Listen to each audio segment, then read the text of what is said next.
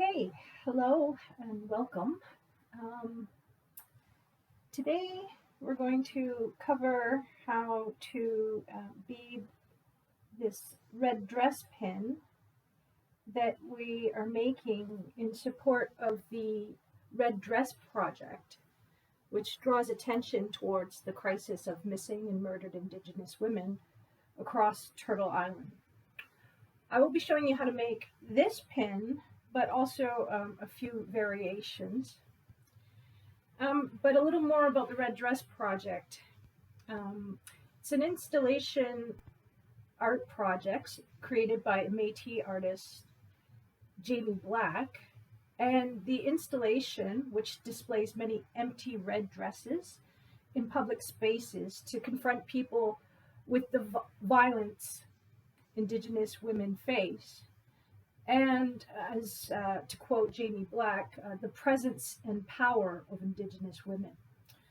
I encourage you all to find out more about this project by visiting the links I have posted with this video. If you just look down and scroll down from the video. Personally, this is a difficult topic for me to engage with, as I have lost friends and feared for my relatives, friends, and my own safety as a regular part of life. And when I see empty red dresses hanging around Toronto, which is where DIBC takes place,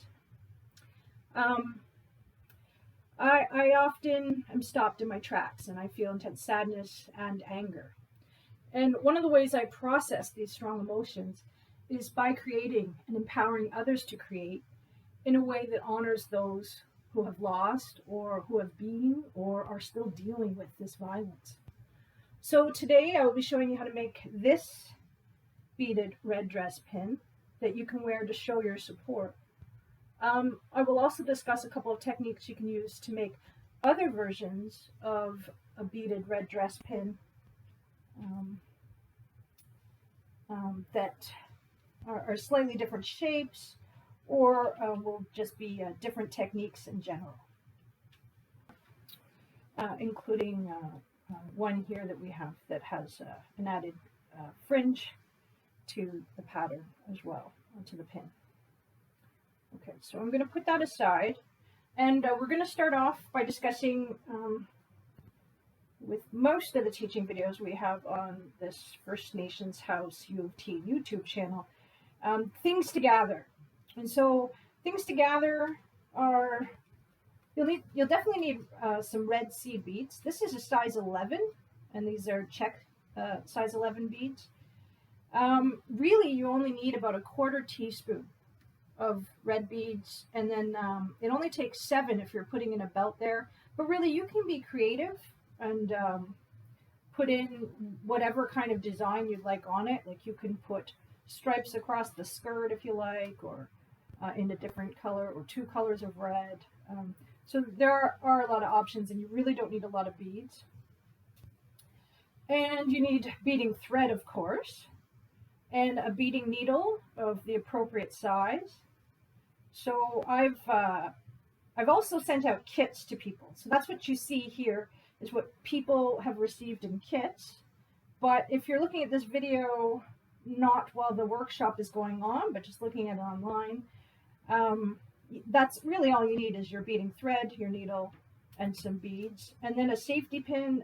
This is a different style of safety pin. I think they're called gourd or something like that. Gourd safety pins. But you can use just a regular safety pin. In the kits that I sent out, I also included a template. Bring that up a little closer there. Of drawing of a dress. I chose short sleeves for a reason, so that nothing will be hanging down, and it makes it a tighter shape. But you can, I also put dotted lines in. You can make it strapless, such as the one we're making. Change the neckline if you like. And I included felt, some firm red felt, in case you wanted to do embroidery style, beaded embroidery, so that you put that on top and you start beading using red beads to do the outline and fill in, or you can just go from the bottom up or the top, down, side to side. We have a couple other videos in our on our YouTube channel that show how to make a beaded orange shirt pin for Orange Shirt Day, or a beaded poppy. And you can check out those videos to figure out the technique you use to do beaded embroidery on here. And other people also received a piece of leather so that, and the pin hardware, so that when you put, once you're done beading on here, and you put this in between and put the leather, well, actually you can look at the video online, but basically you put a couple little holes in here, put that through, and cut it around once everything's done, and you trim the edge, and then you have your pin. So that's if you want to do embroidery style, but it's not necessary to do it that style. We're doing this with woven techniques, beading stitches, a few different stitches that we're using to make this one. And you don't need any felt for it or anything, but that's for people who got a kit. And actually, while I'm at it, I might as well show you that even if you don't have time or aren't liking your beading style, so this is getting ready for an embroidery style, and these are the little holes that I'll cut out to put the pin in, so that once it's together, and I'll cut that around there, once it's together, I can just do a beaded edging around with the pin hardware inside, like in between here and poking out here, and I'll just edge it. And you might notice also that I chose to do a slightly higher neckline than the original shows, or the darker line show in the trace off. And I also chose to make it longer because I'm planning on putting a fringe on there as well. But this is the felt beaded embroidery style, and you'll have to check out a different video for that within our videos to figure out how to do that one. And then if you don't want to bead at all, you could do it like this style, which this is a felt orange shirt pin, and basically I just cut out the orange shirt and cut out a little heart there and added a safety pin. And mine's a little tattered because I've been wearing this for a number of months now on my jacket. But that's even a possibility too, where you could just hook it up to there. And you can even paint on top of it if you like. So we're showing you how to do this, but I encourage you to do whatever makes sense to you and what you feel comfortable doing. So I'm going to put that away.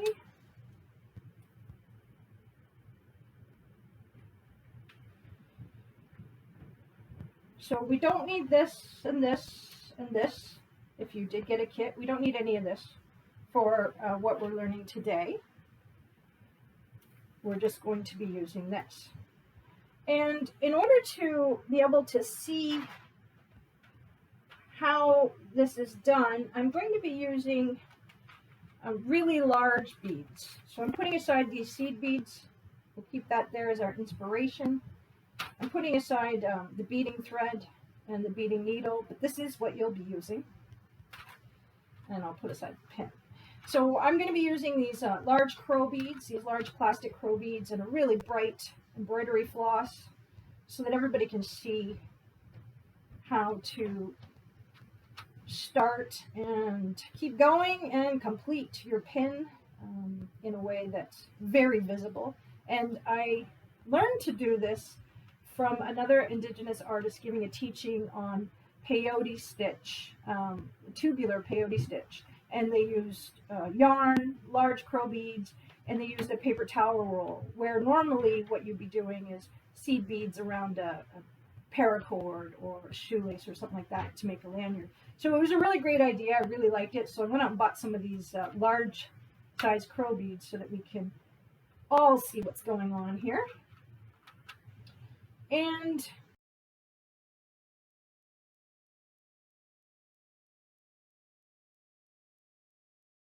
the stitches that we're going to be doing are the ladder stitch for our first row. Then we're going to be doing brick stitch for several rows after until you get the first part of the waist done. And then we'll be doing a square stitch. Then we'll be doing brick stitch again. with an increase as opposed to a decrease. And then a decrease again for brick stitch, and then adding the straps. In this case, this one is in brick stitch, but you can choose brick stitch or square stitch. I'll show you both ways. And if you like as well, I just made a version of this in size 6 seed beads, which are quite large, that I kept it straight and I didn't add a curved bust area. And I did that so that people could just see some different variations. And in order to do that, we just did the square stitch from here upwards until it was done. Now, one thing you might notice, and it's on the pattern that I'm showing you on the screen, is for the most of the rows, I'm treating 2 beads as though they're 1 bead. So this first row is going to be done 2 rows at a time, so that every time you would add 1 bead, you actually are adding 2. And the reason why I do that is so that it can have a nice length, because seed beads are actually quite flat. They're rounded when they're laying flat, but when they're laying on their side, you can see how flat they are.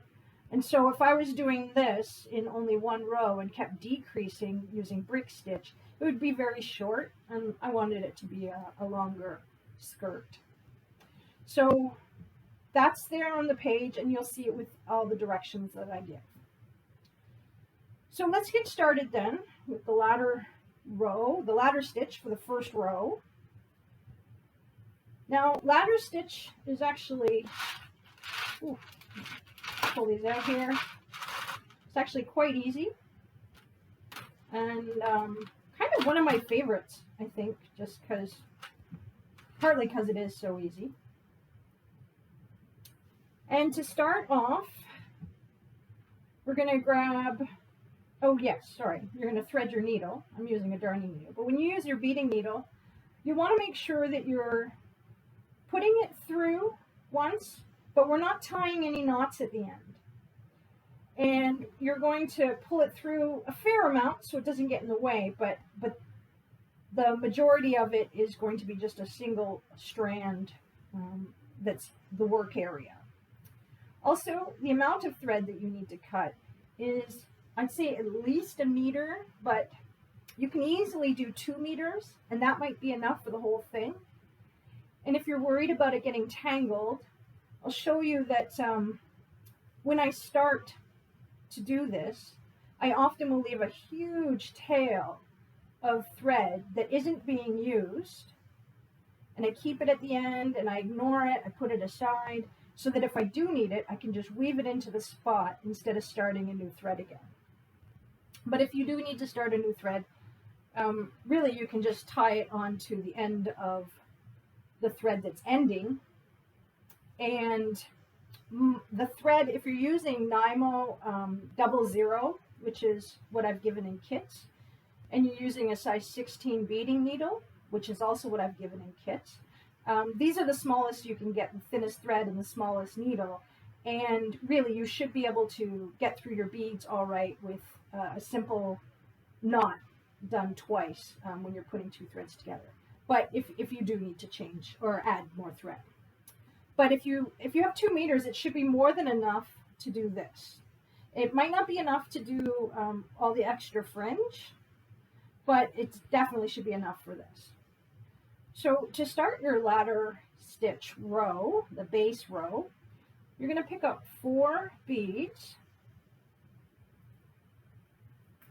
and put them on there. And if you're having trouble threading your needle, I recommend either cutting the end of your thread on an angle in a fresh cut, so it's a nice clean finish. This is not. Use your saliva because it gets the threads to stick together nicely, and then flatten it, and then you can put it through a needle. I recommend good lighting for this, for all of your beadwork. And if you're like me, I use my reading glasses, or I use a magnifying lamp to help me see better. So those are the things that are going to help you bead your needle a little easier. So I put these 4 beads on, and I have this pretty big tail at the end. I don't know, that's at least the full ruler length, the full foot worth, or 30 centimeters as most Canadians would say. So I've threaded it on. This is the business end. I'll call wherever the needle is, that's the business end of the thread. This is the tail end. So we have it on, and then you're going to go back through this and pull slowly. Don't go too fast because your thread can get tangled. In particular, if it's a cotton thread like this, but you should be using beading thread so it won't tangle as easily. I'm going to pull that through, and I'm covering it right now, but don't worry, you'll see in a second. See how easy that is to tangle up? And it would get into knots if I pulled it too quickly. All right, I think we've loosened it up enough. All right, so you can see then what I've done here. I haven't pulled it tight yet, just because I want you to see. We threaded 4 and came out, and then we went through them the same way we started originally, going through them again so that we've made this circle. Now when we pull this tight, it's going to make a square. So that's our first 2 columns, starting our first row in ladder stitch. To do your next column, and just so you know, across here there's 12 for that base row, 12 across. So we're going to do this. We started this, and then we're going to add 10 more columns across. So you pick up 2 more. You came out here at the bottom. You're going to go through the top so that you're making another circle, just like you did before with that first 4. Pull it slowly.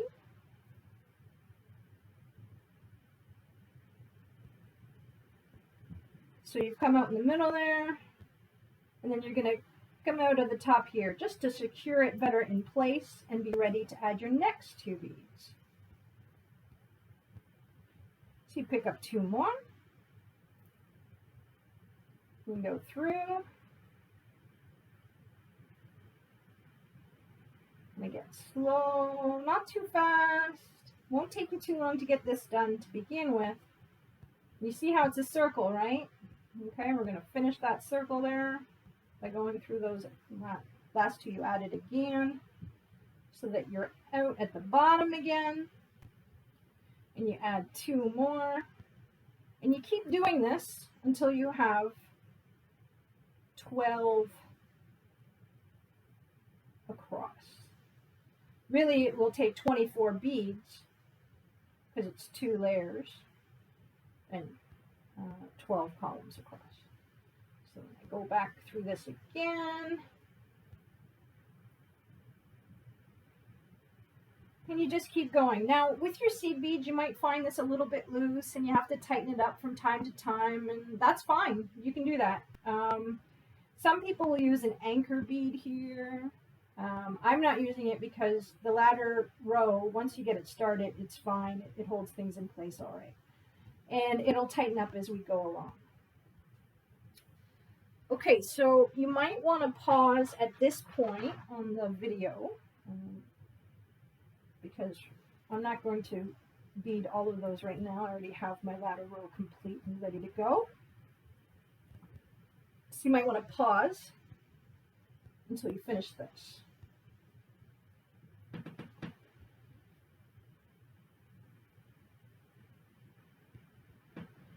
Okay, so now that we have our ladder stitch first row started,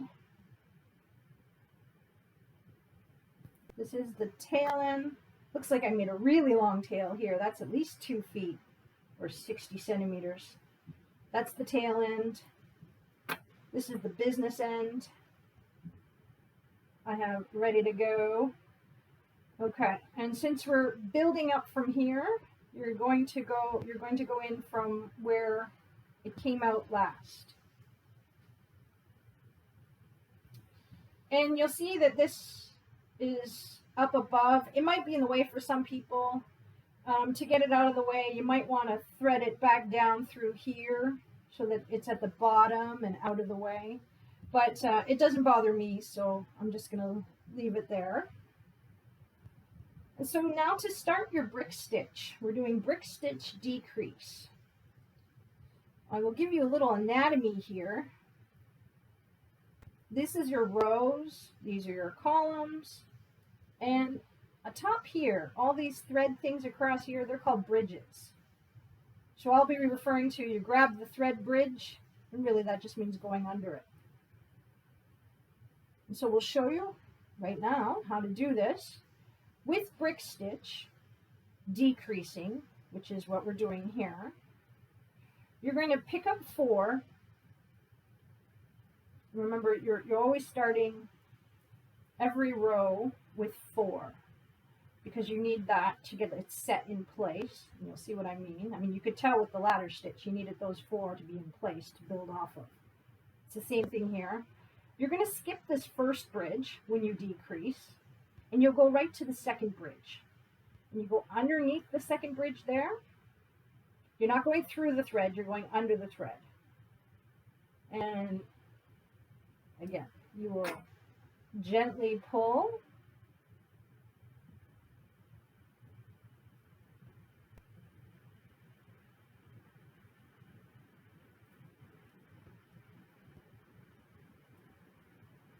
And see, it can twist. So if you pull too fast and you don't see where it twists, it's going to end up looking really weird and you don't understand what went on.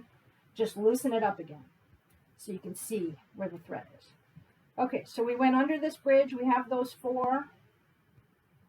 And now we're just going to go back up the way we came, but we make sure that we've gone under that bridge. Otherwise, it's just going to undo. So you're going to go back the way you came, those last 2 you added, and the 2 before that.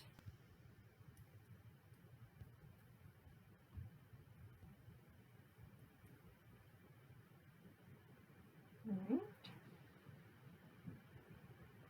So you can see it's anchored to that second bridge, and you come back again. And now in order to get it to lay nice and flat and straight for your row, or as flat as we can at the beginning, it's always a little loose at the beginning until the row is established. We're going to have to go back up again through the last 2 you added. And you'll see that this will make it lay nice and flat and ready to add more beads. So pulling that through. Not too quickly. Now that it's through, I'm pulling it more taut. All right.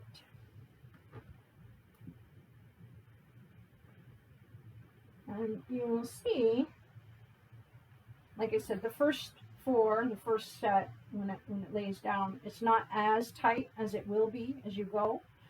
But you can see that it's laying, the center of each column is laying in between the columns below. Not on top of, but in between. Okay, so that's your establishing your brick row, your brick stitch row. So we're going to grab 2 more. 1, 2. And we're going to go right to this next bridge, thread bridge that you see. And this is really easy. Once you start going on this, it's really fast and really easy. So we've got that bridge, we've gone under it after we added the 2. And all we do is just go back up through those 2 again. And that's that column added.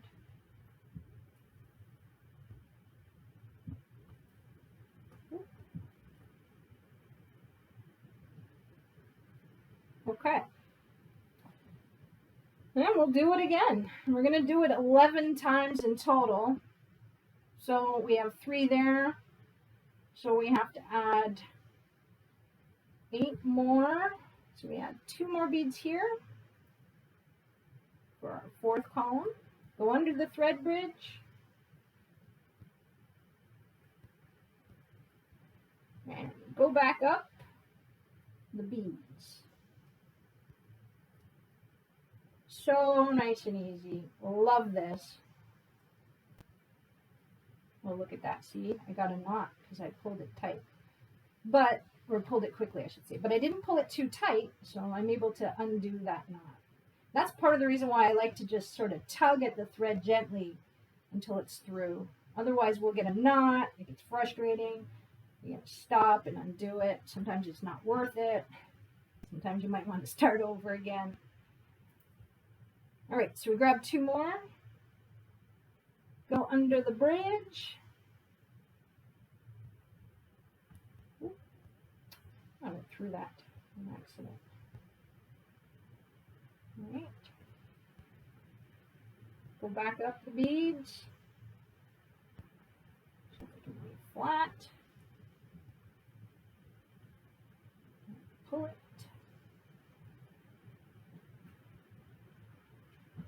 And I'm going to finish this whole row just so you can see. And I'm going to hold it now in my hand because this is how I normally do it. But I laid it flat so you all could see it a little bit clearer. But this is how I normally hold it in my hand.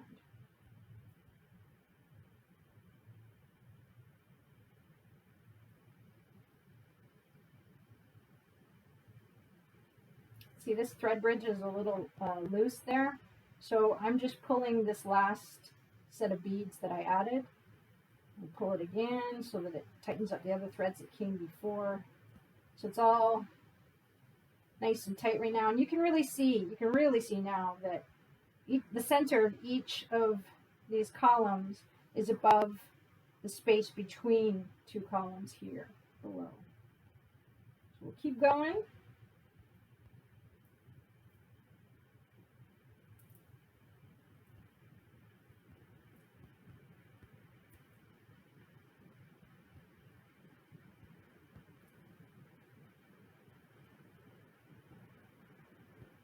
Two more.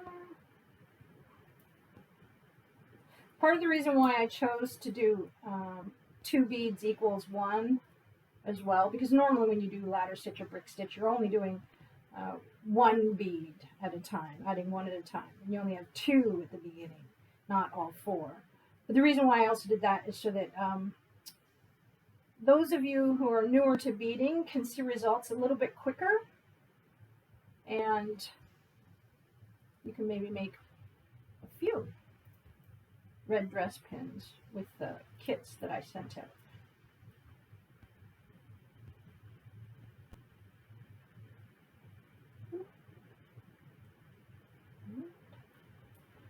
Again, I'm just doing the same thing over and over again. You'll see here this bottom ladder stitch row is getting a little loose. I'm going to tighten it up again. If you had an anchor bead, it wouldn't really be loosening up, but I'm just going to leave that out. All right, so we got 2 more of these to go. Second last bridge here.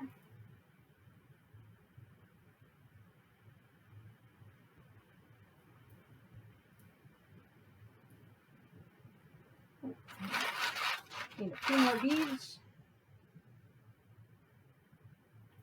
2 more.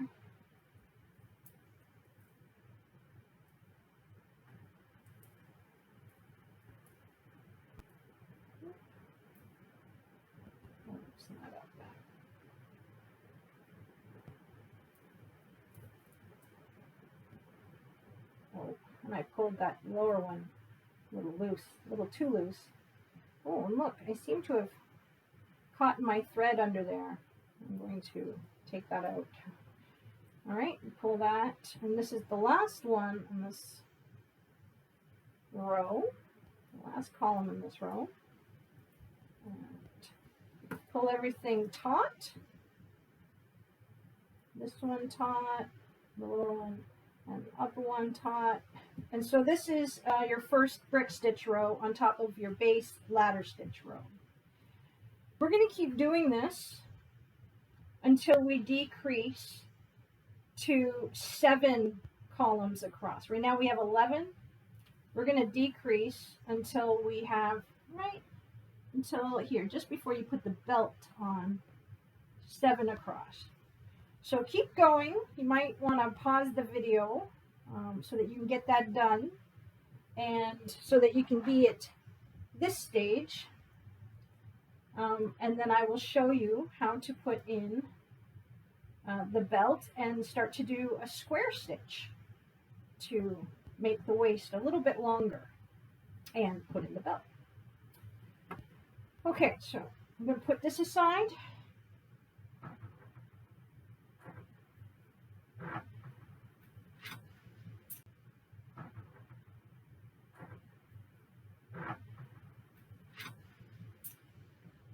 And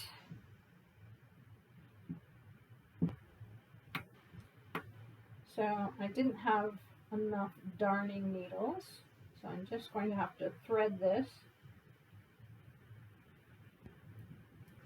You can see that the ending was a little funny looking, so I've moistened it with my saliva. I'm cutting it on an angle, and I'm flattening it as well. Just put it through there. Normally I would need my glasses if it was beading needle, but these darning needles, most of us can see them. And to be honest, I've been threading needles for so long now, I kind of can't always see, but I'm so used to it that I know basically when it's right, when it's gone through, and when it hasn't. And actually, I'm going to loosen up this last column that was added. I just want to show you that the thread was running out, and so I just tied the first thread, original thread that was running out, to my new thread, and I tied it in the style that once you've got the two together, you just do it like that. And once is probably enough if you pull it really tight, but if you're somebody who pulls your thread tight everywhere all the time, it might end up loosening, so you might want to do that twice and pull it really tight. I'm not going to pull it tight because I don't want this knot there, but that was just to show you how to add another thread. And then I trimmed it, but I didn't trim it until it was almost all the way through my beads. So when I did tie the knot, it was somewhere when the beads were over here and I had that much thread, and I kept it long the whole time, like the part that comes out that isn't being used. I kept it long, about an inch long, all the way through until I was just about done, and then snipped it a little bit closer. You want to leave at least, I'd say, maybe half a centimeter on there as well, because you don't want it to accidentally come apart. But then when you're beading further, you can see it's hidden inside the holes there, so should be fine. Okay, so we have our ladder stitch row, our brick stitch rows decreasing all the way until we have 7 across. So 7 columns here, and now we're going to add using square stitch. And with this, again, this row that we're doing square stitch, 2 beads will equal 1. So I'm going to grab the belt color, which is this gold crow bead, and grab the red dress color that's going above it, because I'm only making the belt 1 bead row thick. But I mean, if you want to make a thicker belt, you can use 2 gold or whatever color you're using, black or silver or copper or whatever, white. So I'm grabbing 4 beads, and I need, because it's going to be a square, I need the first one to be gold, the next one red, then another red, and then another gold. Now, this is square stitch. So square stitch means that the holes on the row above are going to be perfectly lined up with the holes on the row below. And to do that, we're actually going through the holes, as opposed to picking up the thread bridge. So I have my 4 beads as you start any one of these rows, where 2 equals 1. And I came out of this, the last column's bead holes, so I'm going to go into the second column. And it's pretty clear why as I go through. But to secure it in place, and so when I went underneath to the row below, I chose to go through both, Because if you come up through here, and you can do that if you want, if you're running on a thread, but it's difficult to get back in to this space if it's pulled really tight and these really small beads, it can be difficult. So I find it's easier to come out here because you have a gap there, and the hole is just above that space in between. So it's a lot easier, and it's also easy to come up through here then. And so we're going to come all the way up through all the 4 from below, the row below, and the 4 from that first column, or sorry, the 2 from the first column there. Okay, so that helps it lay a little bit more straight, but really this is more to secure it than anything. So really we're just doing the same thing over again. So I'm going to come back through there, pulled it a little too fast, and see how easy that knots up. I'm giving perfect examples of what not to do. But I didn't pull it too tight, so I'm able to loosen it.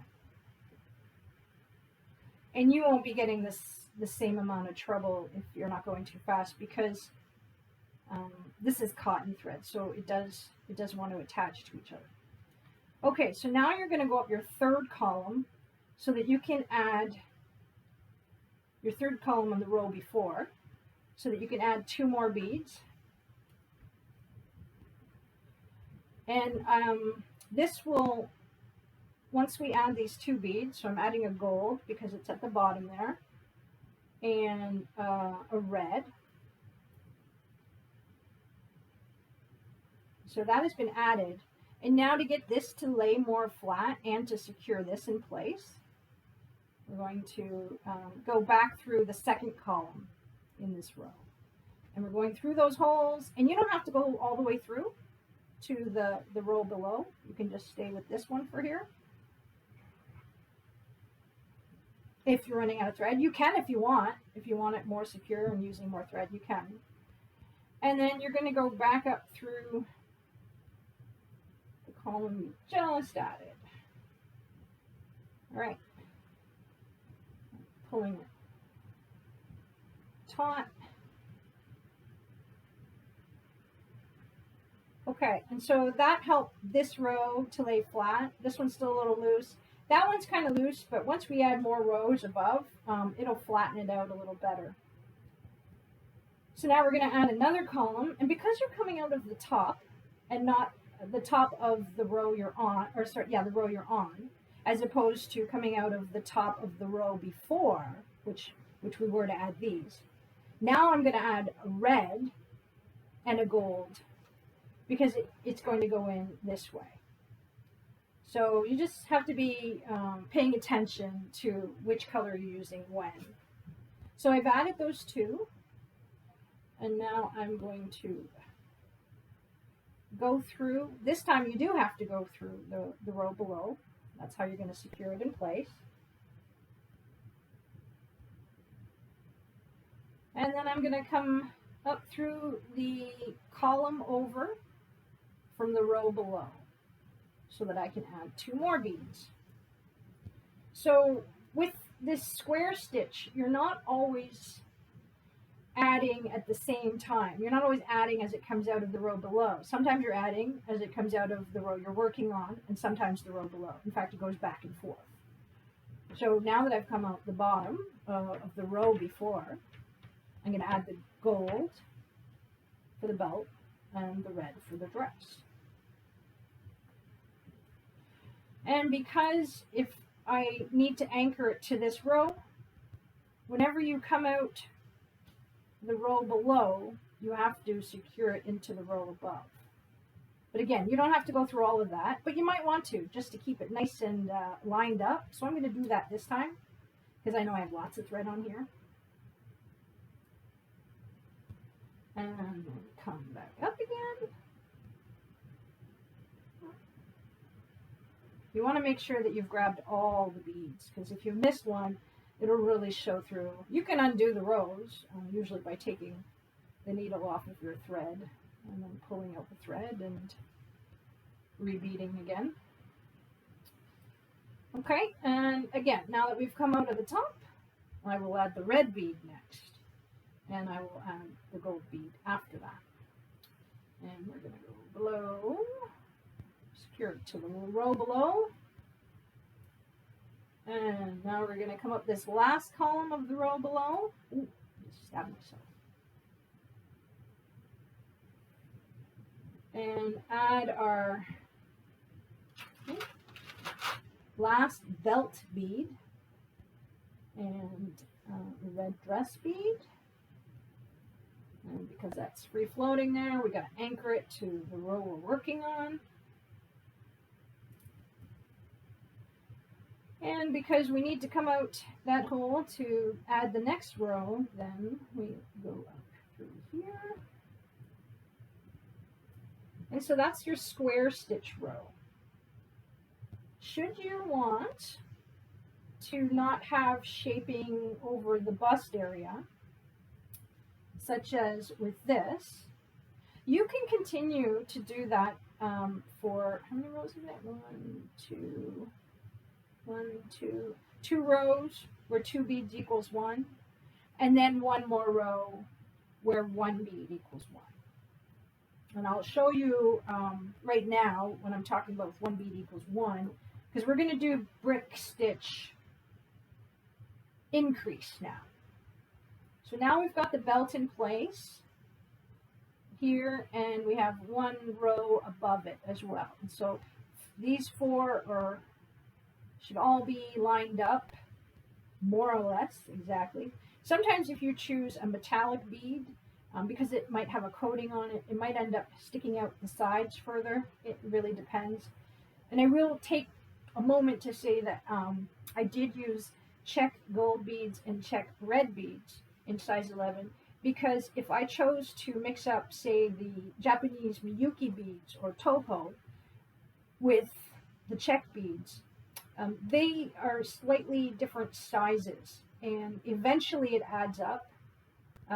It might end up making this belt stick out the sides if I went with, say, the Miyuki size 11, because they're a little bit wider, but they're also flatter.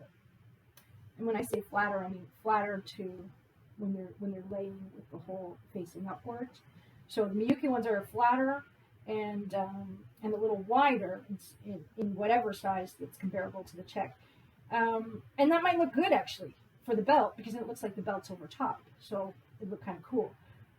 But if you want them all to be the same size, and it does make it easy for all the holes to line up, then you want to keep with the same manufacturers and the same size. Okay, so now we're going to do brick stitch with it. Okay, I just needed to grab a few more red beads. But yeah, like I said, now that we have this square stitch row added on to the previous row that was brick stitch, now we're going to do brick stitch increase. And for the pattern, as I showed earlier, so this is where we're at. We've added the belt and one more above.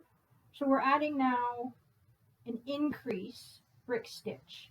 But for this row, we're treating 1 bead as 1 bead, because the skirt is longer than the upper part.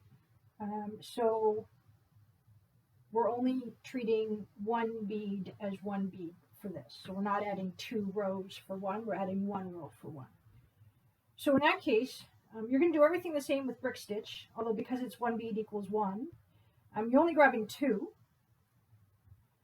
And you're going to do all the same steps, except when we decrease, we skip the first bridge, thread bridge, and we go to the second one.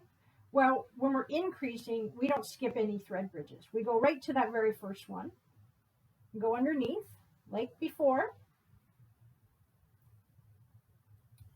And because we're going right to that first thread bridge, it's going to be a little loose because the thread has just finished that segment there.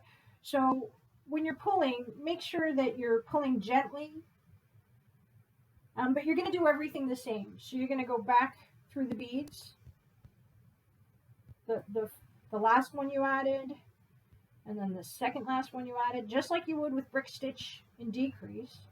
The only difference with this one is that you've grabbed the first thread bridge instead of the second one. And then we go back up again through that very last bead that was added. Pull it. Now when you're pulling this first, once you start off, you're going to pull gently at the row below first, and then you can start to tighten up your threads. Tighten them. So they're going to be side by side. And the one other thing, the reason why I was treating before in these rows, 2 beads equals 1, partly because it lays flat easier as well. So when you're getting started learning a new stitch, you'll see it can be a little bit frustrating at times when you first start out a row because they might not lay as flat. These crow beads are great because they are more barrel-like, so they do lay flat. But you'll see this brick stitch, again, the hole in the row that you're working on, in the columns on the row that you're working on, the hole is above the gap between 2 columns in the row below. The only difference is now that very first one in your new row is the hole is over the edge of that first column, as you can see. And so it's going to build out. We're going to do that one more time here, and then we're going to decrease again to do the shaping around the bust area. Okay, so just like any other brick stitch, in this case 1 equals 1 for beads, so we're only picking up 1 bead, going underneath the next bridge, thread bridge there, pull it. Brick stitch is so fun because it's pretty easy. Go back up again after you've caught that thread bridge and pick up another one. So you just keep doing this the same until you get to that, until you run out of thread bridges, and then I'll show you what you do so that you're adding another one on this side. So grab that thread bridge after adding 1 bead and go back up after you've gone under the thread bridge. Grab 1 more bead.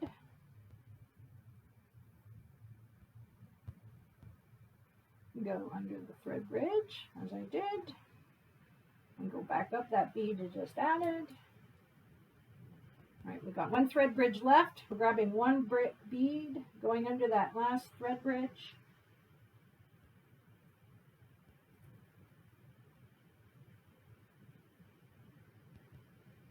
Go back up. And now we do a little bit of fancy footwork. We're just grabbing a bead, but there's no bridges left. So really what you do is you just put it through the center of the row below's last column bead. Now I'm going to go through 2 to make it easier. And so that is added, but it's not super secure. Plus I need the thread to come out here. And it's all the way down there. And if I came out here, I would be coming out in that location. So what I need to do then is go up the column beside the last column in the row that you did before, just like this. But don't go through the row that you're working on now, the row you're finishing on now. So you come up through that row before, second last column. So now you're up through there. You don't go through here. You're going to go through this third one because that's how you're going to end up in the right spot when we get to there. So you'll see what I mean in a second. So we go up that third one.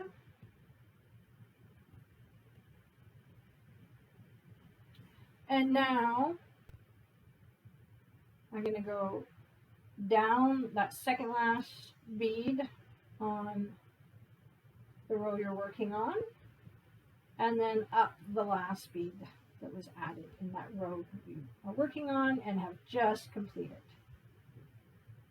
All right, so now you have increased using brick stitch. And this is, I will make the point of saying that it is actually particularly useful that you do use the thinnest thread that you can use for whatever size of bead you're working on. So 9mo00 is pretty much the thinnest beading thread you can get. We use beading thread because it's stronger than sewing thread. But in particular, you end up going through these beads several times. So that's why we really want to use the thinnest one. However, I will say one thing. If you end up using bugle beads, which are or delica beads, I should say, which are the longer tube style beads, which I seem to have misplaced. So yeah, if you're using bugle beads, such as these, so tube beads, for any of the rows, for one thing, you don't need to treat two beads like one. You can just, they're nice and long to begin with.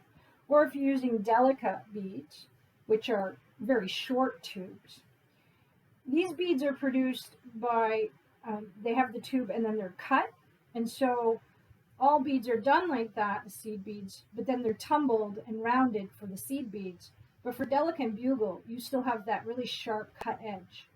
So if you use a 009mo thread or whatever manufacturer 00, it could cut and break if you're pulling really tight. And so for those kinds of things, I often will use a slightly thicker thread. I might go to a 0 or a B size thread. And with the delica, you don't have to worry as much because the holes are quite large in delica beads. But with the bugle beads, they're kind of small, the holes. So it's something that you want to pay attention to. I don't know if you can even see that very well, but there's a cut edge on there. So it can be pretty sharp and cut your thread. So you want to be cautious of that. And so what I'm showing you using the 00 is it's for seed beads. And that's this pin. So. Okay, so we have that added. And now we're going to increase again, but we're going back to 2 beads equals 1. Just to save time, we don't have to do, an increase and then a square stitch. We can just add the 2 beads equals 1 to get that middle bust area, which is 9 columns wide. So just like any other brick stitch, we're picking up our beads, and because 2 equals 1, we're picking up 4. And because we're increasing, we're going to grab the first thread bridge that we see here.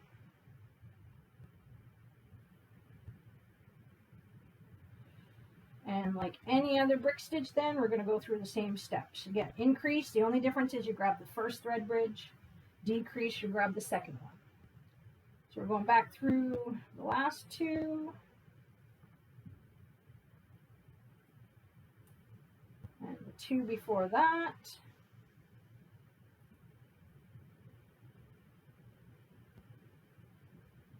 And I've pulled this taut ahead of time, so I'm going to pull this all a little bit more taut right now. And go back up those very last 2 again so that we can secure it in place nicely. Right, so I'm pulling these threads.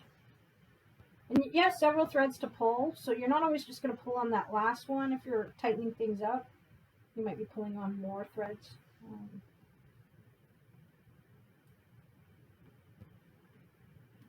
Just want to get that nice and tight to start that next column. All right, and so that has been added, and it's sticking out somewhat on the side there. It's going to look nice once we get more of it added.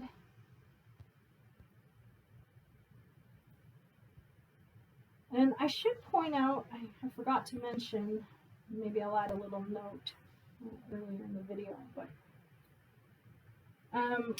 with seed beads, even within the size that you're working with, in this case is size 11, the sizes will vary within. So what I like to do, so that it doesn't end up all bumpy and we have nice lays flat and everything, some are wider than others, some are taller than others. So what I like to do is whatever row I'm working on, I try and make sure all the beads are the same size for the row I'm working on. The next row, those beads can be a little taller or even a little wider if I want.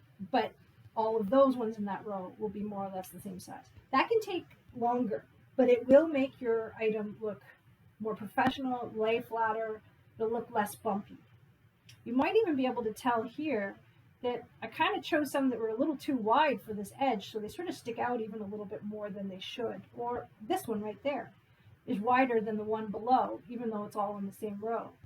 If I had chosen one of the same width, then this would be matched up with the one below nicely. So I did a pretty good job there. It's not perfect because nothing is, as the creator says. But if you don't pay attention at all, it will look pretty bumpy and some would say less professional. Now, if you're going for a bumpy look in a bracelet, great. But when you're trying to make an object that you can recognize, such as a dress, then you might want to make sure that your beads for each row are all about the same size.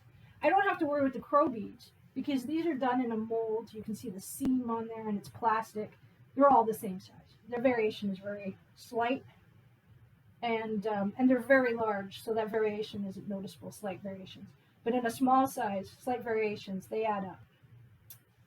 Okay, so I've added 2 beads, gone under the next bridge, and back up again.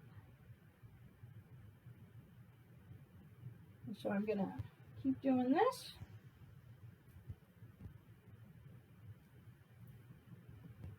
And we'll see you when I'm done the end of the row.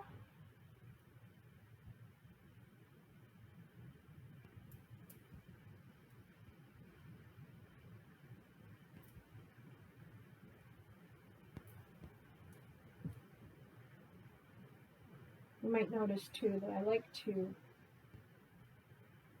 hold the thread in place when I'm doing this by hand, and people don't have to see every bit of thread.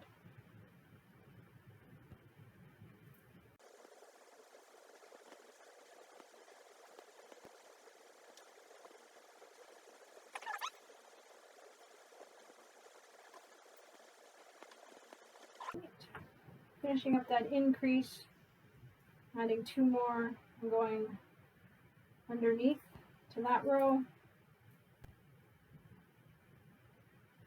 The last, through the hole of the last bead in the row before. Coming up through here, the row, or the column next to it, the second last bead in the row before, not the one you're working on. And then going up through the third last beads on the row you're working on. Then down through the second last beads in the row you're working on, and then back up through the last beads on the row that you have just finished. All right, so that's all the increase we're going to do here. Flip it over, and now we're going to decrease, and we're going back to 1 bead equals 1 for this row. And so we're just doing regular brick stitch, 1 bead equals 1, so you only grab 2 beads. And because we're decreasing, we're skipping that first bridge and we're going to the second one.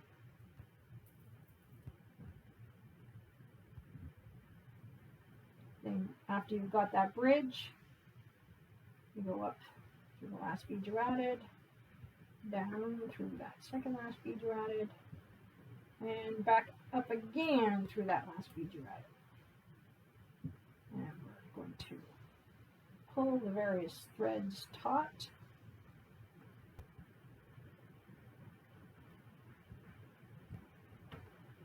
And it should be sitting over top of the space between the beads in the row below. Grab 1 bead, go under the next bridge, and back up again. And you keep doing that until you get to the last bridge and start a new row. So I'm just going to do that.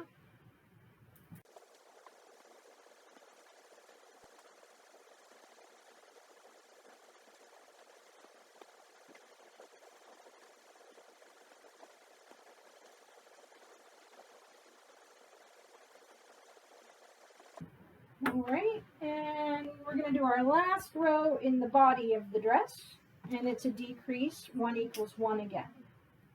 So we're going to reduce from 8 columns to 7, and then we'll be done the top part. All we have to do is add the straps. So I'm picking up 2 like I've done before, and because we're decreasing, I skip that first bridge and grab that second one.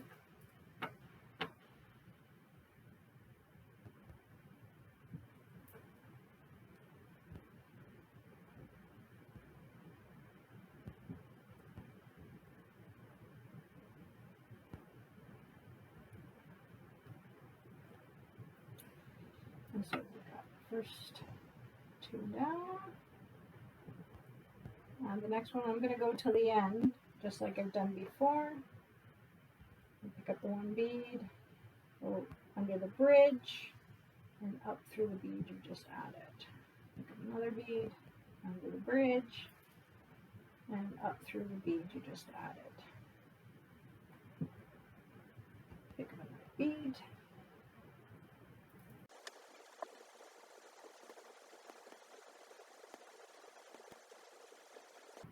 Okay, so we have the body done.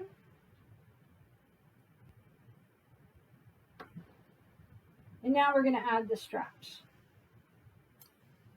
And let's see. So I've done brick stitch here so that the straps come out a little. And then here I did, oh, actually I did brick stitch on that one as well.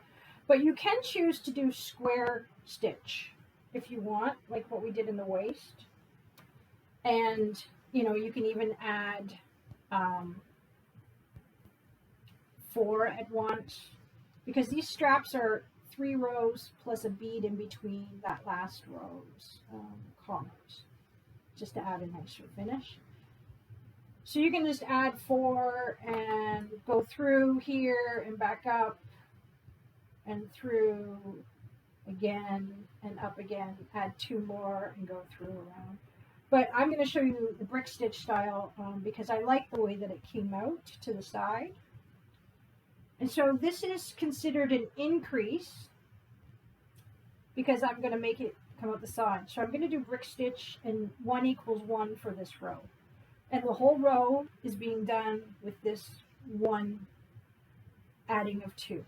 So we're not going to go to that second bridge because it's an increase. We're going to go to that first bridge and we're going to go under.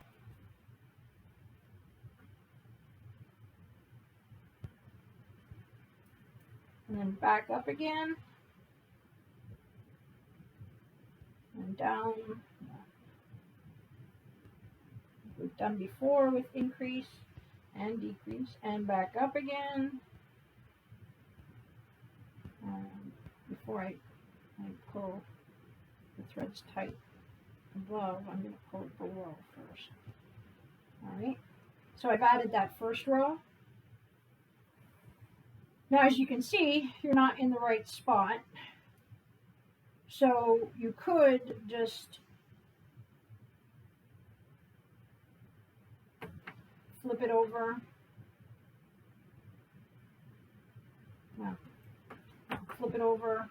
Go through here like we've done before when we want to end up in the right spot. We go through that first bead that was added there. And then go to the row below. In this case, you're going to go 1 more row below on a diagonal because you'll see you need to end up coming out here again. So we'll go under there. So it's a diagonal. We've gone through here, here, and here. Now when we come, so we've gone through those 3. Now we're going to go 1 over. So it's the 3rd from 2 rows before. So the 3rd one in from 2 rows before, and 3rd from the row before as well. Right? So we're going to go through those 2 at the same time. Right? Then you go back to the second last bead of the last row you did.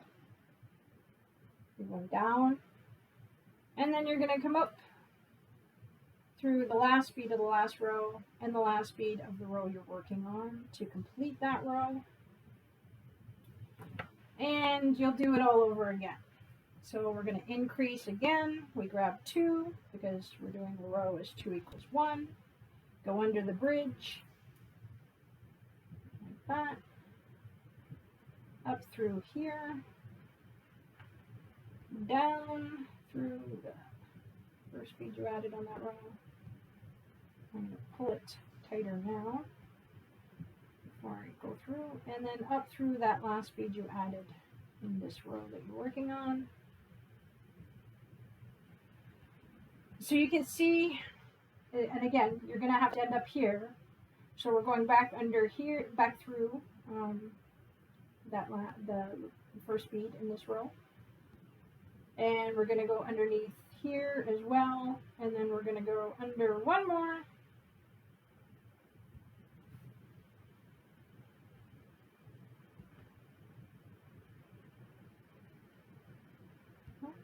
And actually one more as well.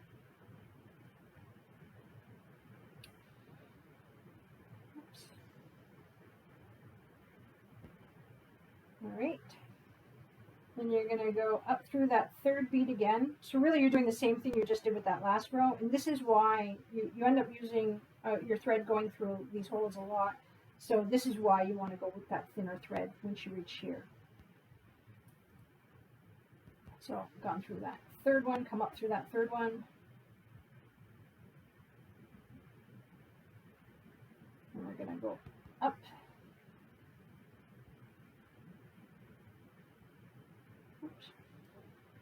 Through the third one here. Sorry, I almost went through the wrong one. Down again. And up again.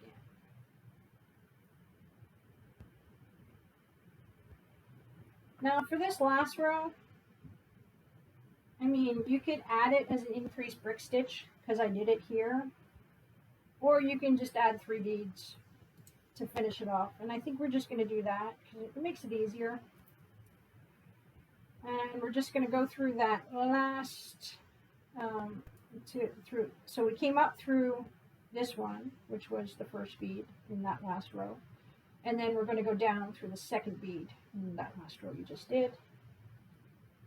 Pull it up like that.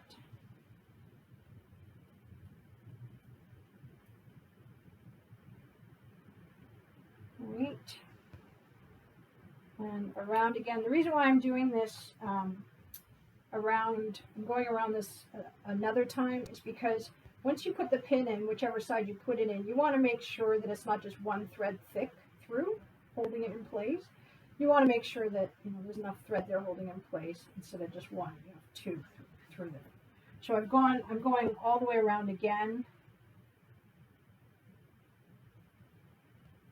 However, I'm going to come, so I've gone through the last 3 beads that I've added again, so I've made a circle again, and just like with brick stitch, I'm going to go up through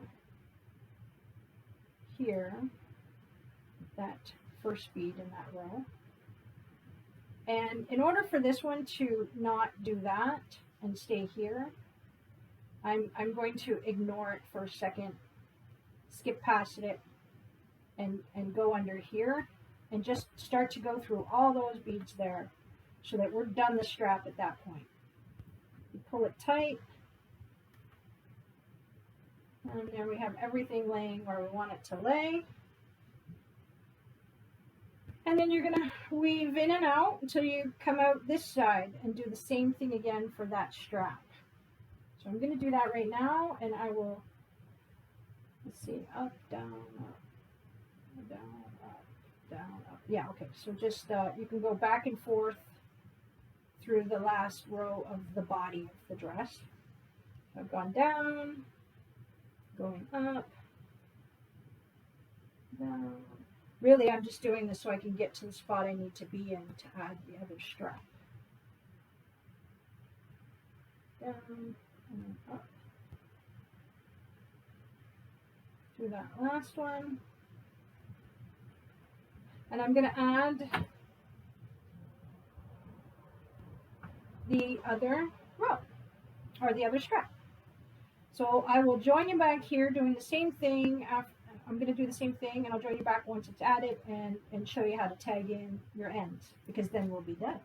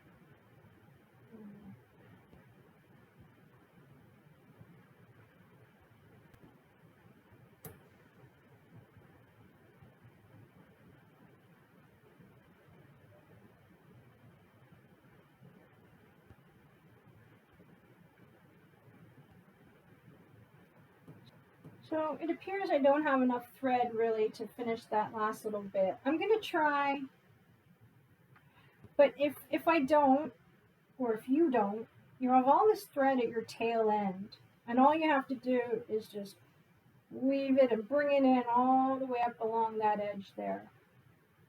So actually that, I think I might actually do that just to show you all that I'm going to get it to the space that I need it to be in. After I pull all these threads nice and tight. Not quite tight enough for laying flat. So I'm just going to weave this one in and get rid of it. And this is how you're going to weave in your threads at the end as well. I like to weave it in, so you put it in one direction, a diagonal or whatever. Then you come back up. I almost unthreaded. And you can weave it in as much as you can, depending on how much thread you have, like several times. You can go in a circle here, go down lower in a circle there. And that weaves it in nice and good. I'm just going to do that 2 circles here. This is the one. And I will go down here and up in between the row, and if I can get down there as well, looks like I was able to, and then you just have a little bit left. With your seed beads, it'll be in there nice and tight, and then I can just snip and it's done. But I still need to finish that strap, so wet the end of my thread there.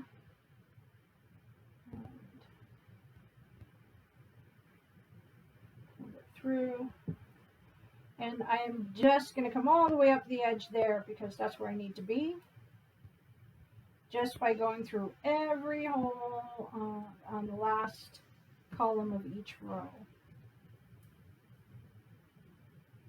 But really you can just end up wherever you need to be when you run out of thread if you have a really long tail that you've kept out of the way. So, doing 2 at a time because it's easier.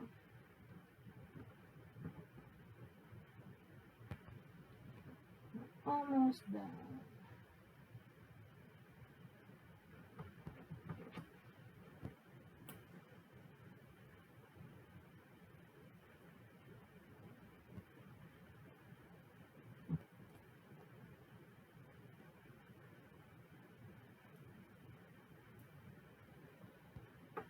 If you have lots of thread left over as well, you know, you can go around that edge and then you can go around that edge and just so it smooths it out so it's all on one thread there.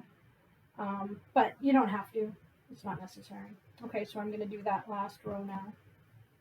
And when I'm done, I will tag in my ends.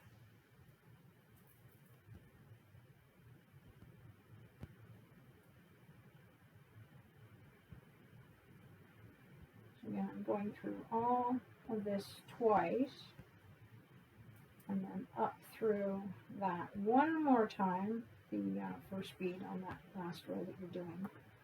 And I'm skipping this middle bead here so that it won't dive in there, and I'm just going to go under there.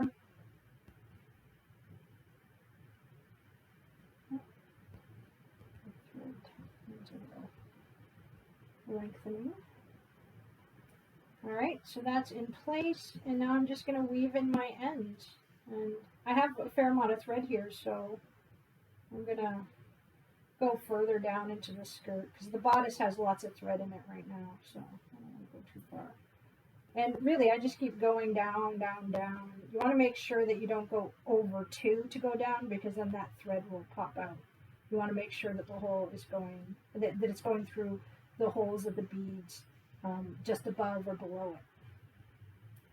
So I've gone down far enough. I'm going to go into the middle of this row. The reason why I'm going to the middle of the row, because it's actually difficult to get through and difficult to come back up through, and that's how you want to weave in your thread. So I'm going to go back up through here so it creates a circle that I've done. It makes it difficult for it to come unthreaded. And this is how we get away with not doing knots. So I'm going to go over one and go back down. There. And oops, down two more. Two more. And I'm going to come up. Only one in the middle of the row there. And down again in the middle of the row there. And down here. And that should be more than enough. And it's done. All right. Looks like that thread came through a little. It won't come through as much on yours because they're tiny little sea beads, but this is these crow beads have such large holes in the center. It's kind of hard to do the threading in style. With if I was using crow beads for this whole thing, normally I would probably even tie a knot and then thread it in the ends, just to be safe because the holes are so big. Okay, and then you're done. And I would have to have a much bigger pin if I was using this as a pin. But really, you're just going to go through, and you can use a safety pin, a regular safety pin, or you can use one of these fancy ones that don't have a coil at the end getting caught. And you can also put the safety pin here or more in the center, wherever you like. And then we're done. We got the same thing, done in large size. I will say, you can, like I said, just keep doing a square stitch up here so that you don't have a shaped bust area. And if you like, you could add fringes to the bottom. And you can look at our How to Make Fringe Earrings video with Julie Blair to see how to add fringes. This one has little peaks at the bottom. But really, I just added the fringe off of the bottom of the hole of each of the bottom rows. And to make it a fuller skirt, I added a row of fringe coming out of the row above that base row as well. So I had fringe coming out here and fringe coming out here. And so it made it nice and full.